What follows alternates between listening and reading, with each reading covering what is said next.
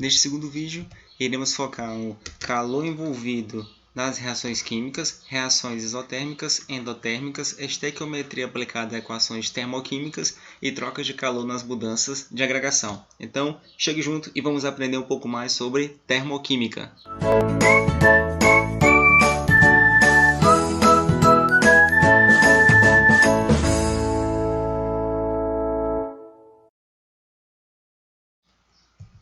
Calor envolvido nas reações químicas. Então, a reação química ela pode ser classificada de acordo com a quantidade de energia que é liberada ou absorvida na forma de calor.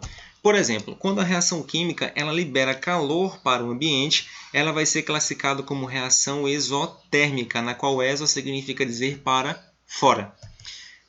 Quando uma reação química ela absorve calor para acontecer, ela precisa ganhar calor, ela vai ser classificada como reação endotérmica. Endo significa dizer para dentro. E essa quantidade de energia que é liberada para o ambiente ou que é absorvida do ambiente, quando ela é referida à pressão constante, ela é chamada de entalpia e é representada pela letra H maiúsculo. Então, não podemos determinar os valores absolutos de energia das substâncias. No entanto, a gente pode determinar a variação dessas energias que é liberada ou absorvida durante os fenômenos físicos e fenômenos químicos.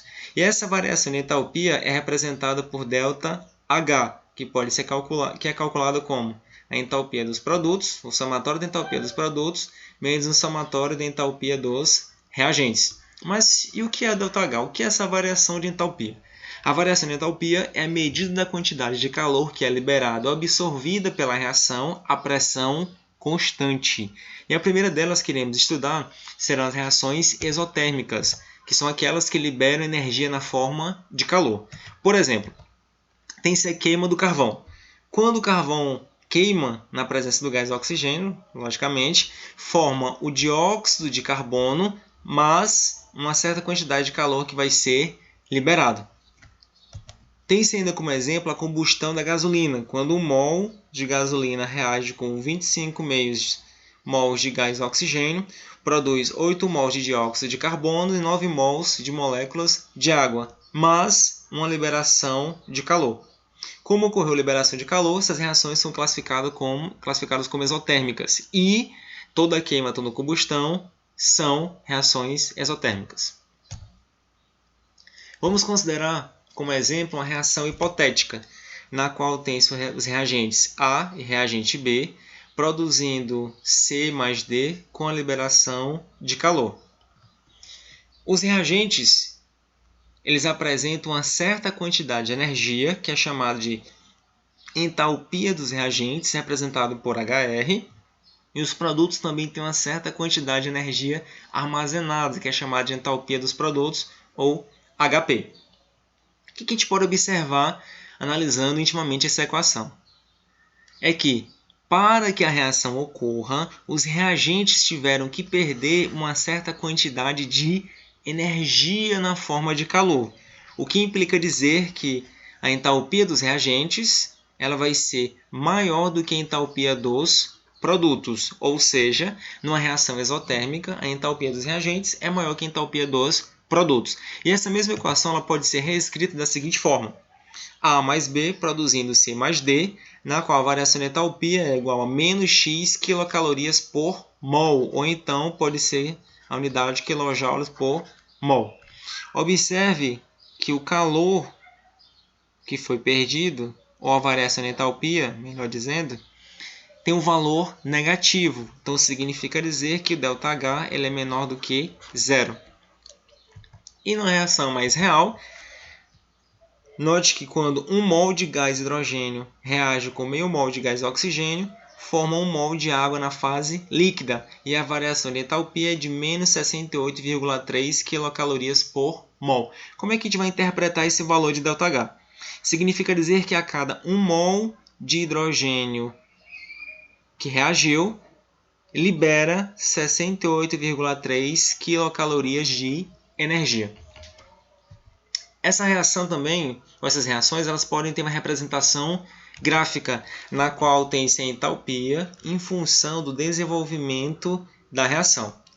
No gráfico, podemos ver que apresenta os reagentes e os produtos. E ainda que a energia dos reagentes é maior do que a energia dos produtos.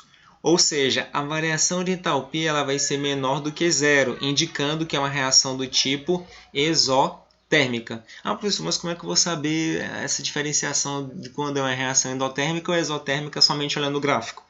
Porque os gráficos de uma reação exotérmica elas vão ser descendentes. Tá? Elas vão ter esse valor como se fosse decrescente. Aqui na parte do gráfico. Tá? Então é assim que a gente vai conseguir diferenciar. Das reações endotérmicas, que são aquelas que absorvem energia na forma de calor. Tem-se como exemplo a decomposição do carbonato de cálcio, que é o CaCO3, que ao receber calor forma o óxido de cálcio mais dióxido de carbono. E um outro exemplo é a síntese do óxido nítrico, quando o gás nitrogênio reage com o gás oxigênio, ao receber calor, forma o óxido nítrico, 2 mols dele. Vamos considerar o seguinte esquema geral para a reação endotérmica. Tem-se os reagentes A e B, que recebendo calor, produzindo os produtos C e D. Novamente, tem-se uma certa energia armazenada nos reagentes, que é o HR, e uma energia que é armazenada nos produtos. Como os reagentes precisaram receber calor, significa dizer que agora a entalpia dos produtos é maior que a entalpia dos reagentes. Ou seja, numa reação endotérmica, a entalpia dos reagentes é menor que a entalpia dos produtos. Sendo assim, também podemos representar essa equação da seguinte maneira. A mais B produzindo C mais D e ΔH igual a mais X quilocalorias por mol. Então, o X é o valor que depende da reação. Também pode ser representado por quilojoule por mol. Outra observação interessante é que agora o ΔH vai ter um valor positivo, ou seja, ΔH vai ser maior do que zero. E na reação real, tem-se como exemplo 1 mol de gás hidrogênio reagindo com 1 mol de gás iodo, produzindo 2 mols de iodeto de hidrogênio, e a variação de entalpia para essa reação é de 25,96 kJ por mol. Tá? As reações endotérmicas também podem ser representadas por um gráfico, onde tem-se a entalpia também em função do desenvolvimento da reação. O que a gente pode observar? Neste gráfico tem-se também o patamar do reagente e o patamar dos produtos, e que a energia do produto ela é maior do que a energia dos reagentes. Então o gráfico ele é ascendente, o que significa dizer que a variação de entalpia vai ser maior do que zero. Tá? Estequiometria aplicada às equações termoquímicas. Bem, primeiro vamos ver o que é uma equação termoquímica. Uma equação termoquímica é aquela que representa as substâncias que reagem, que são produzidas, seus respectivos coeficientes estequiométricos, ou seja, uma equação balanceada, e ainda a fase de agregação de cada substância.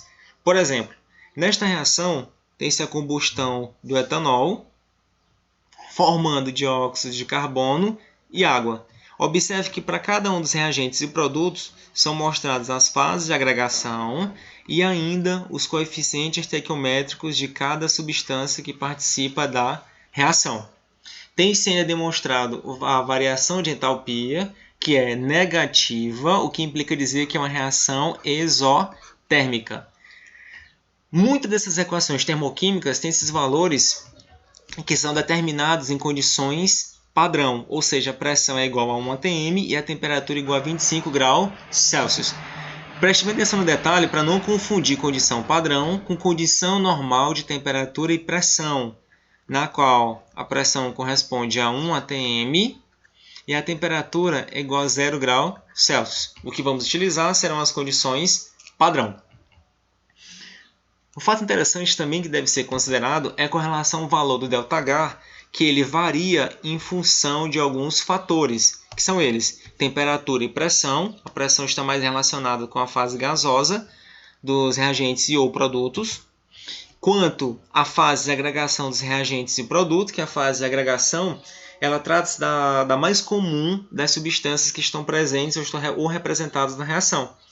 Por exemplo, o bromo, na condição padrão, ele é líquido e o nitrogênio e o oxigênio eles são gases.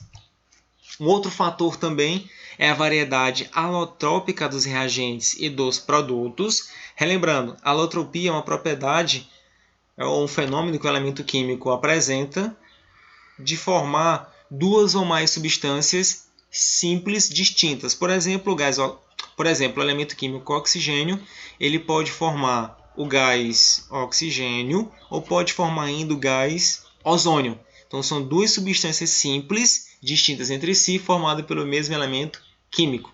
O outro exemplo é o carbono, que pode dar origem ao grafite e que pode dar origem ao diamante. Duas substâncias simples também distintas, então eles são alótropos do carbono. E a variedade alotrópica, que é representada na equação termoquímica, é a forma mais estável. Por exemplo, para o enxofre, ele forma um enxofre rômbico e forma o enxofre monoclínico. Dentre esses dois, o rômbico ele é o mais estável, então é ele que vai estar presente nas equações termoquímicas, ok? Outro fator é o valor do ΔH em condição padrão, que ele é tabelado para várias reações químicas. No entanto, podemos determinar esses valores teóricos para muitas outras reações. Esse será o foco das nossas próximas aulas de termoquímica. E ainda, a quantidade de calor que é liberada ou absorvida numa reação química, ela é proporcional aos coeficientes estequiométricos das substâncias participantes na equação balanceada. O que isso implica dizer? Isso implica dizer que esse valor de ΔH ele pode ser calculado em relação à quantidade de matéria, em relação ao número de moléculas, em relação à massa, ao volume, dos reagentes e produtos. Para ficar de uma maneira mais compreensível essa etapa, vamos resolver este seguinte exemplo. Sabendo que o valor da variação de entalpia da reação de combustão do etanol, o álcool etílico, é igual a menos 1.366,1 kJ por mol, calcule a quantidade de calor liberada na combustão de 5 mol dessa substância. Veja, é uma reação de combustão, então vai envolver o gás oxigênio. Ele não forneceu nenhuma equação, mas como sabemos que vai ser a combustão do álcool etílico, temos que escrever primeiro a equação, fazer o balanceamento dela e depois responder o que a questão está solicitando. Para ficar uma maneira mais fácil de a gente responder, vamos copiar e colar a equação do slide anterior, que é o mesmo que está pedindo a questão, na qual tem-se a equação balanceada 1 mol de etanol reagindo com 3 mols de gás oxigênio, produzindo 2 mols de dióxido de carbono, mais 3 mols de água na fase vapor. E a variação de entalpia tem este valor. Então, o que a gente pode observar? Essa variação de entalpia significa dizer que, por mol, então 1 mol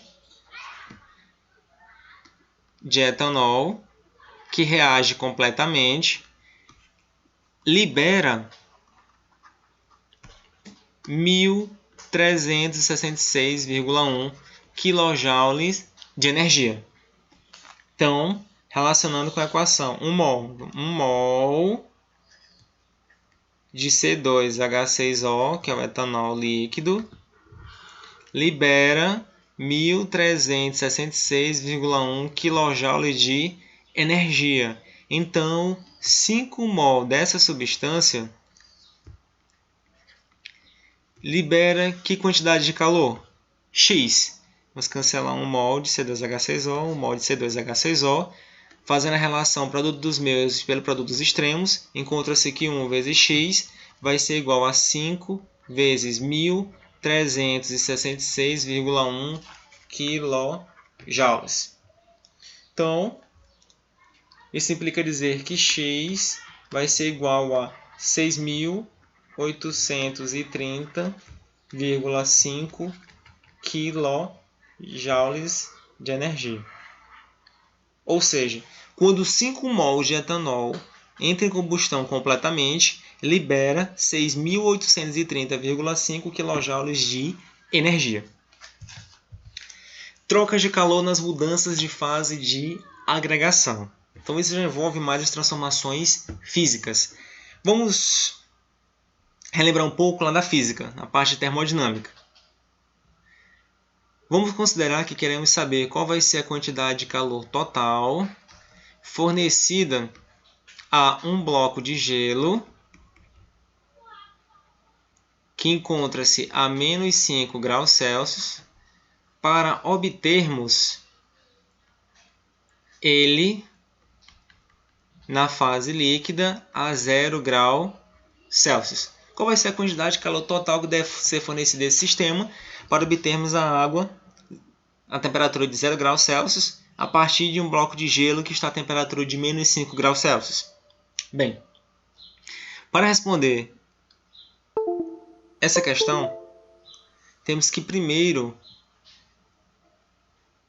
analisar todo o sistema, passo a passo.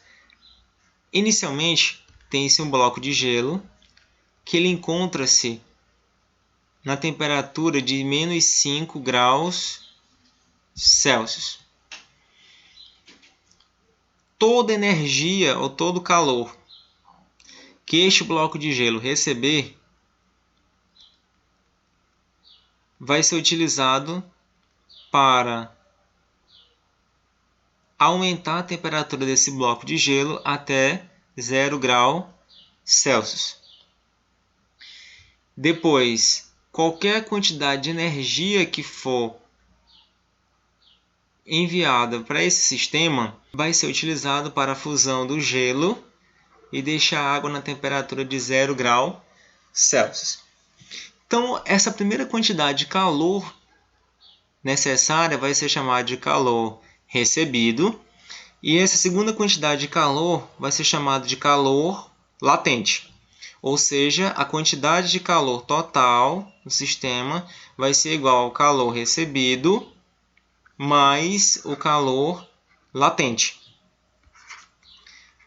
A quantidade de calor recebido ele depende da massa, do calor específico da substância e também da variação de temperatura.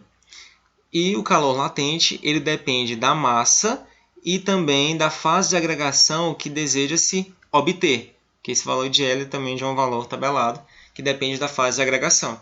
Então é assim que vamos calcular a quantidade de calor total, segundo a questão está pedindo. De outra maneira, já nas equações termoquímicas, vamos utilizar já os valores já mais tabelados, não necessariamente vamos precisar calcular, mas essa é a maneira para entendermos como é que se chega à parte do calor calculado. Supondo este gráfico na qual tem essa entalpia, kJ por mol, em função do caminho da transformação. Note que aqui acima, na entalpia igual a zero, tem-se a substância simples, que é o gás hidrogênio reagindo com meio mol de gás oxigênio. Então, as substâncias simples elas têm por convenção a variação de entalpia igual a zero.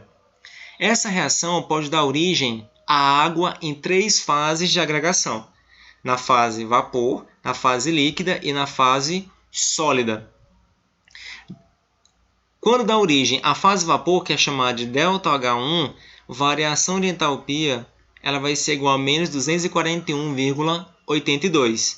Quando esta reação dá origem à água líquida, a variação de entalpia, que é ΔH2, é igual a menos 285,83 kJ por mol. E quando dá origem à água na fase sólida, a variação de entalpia 3 é igual a menos 291,84.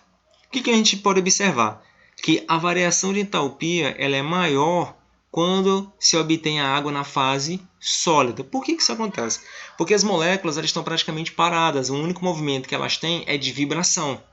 Então, boa parte da energia foi perdida para que elas ficassem somente com o movimento de vibração. Já na fase de vapor, note que a variação de entalpia ela é menor. Isso porque a outra parte da energia foi utilizada para deixar elas com alta energia cinética. certo? Por isso que a variação de entalpia da fase vapor ela é menor do que na fase sólida. Além disso, na fase vapor é o nível de mais alta energia e na fase sólida é o nível de mais baixa energia. Outros fatores interessantes ou outras notações importantes que a gente deve observar é que a variação de entalpia da fusão é de mais 6,01 kJ por mol e a variação de entalpia de vaporização é de mais 44,01 kJ por mol.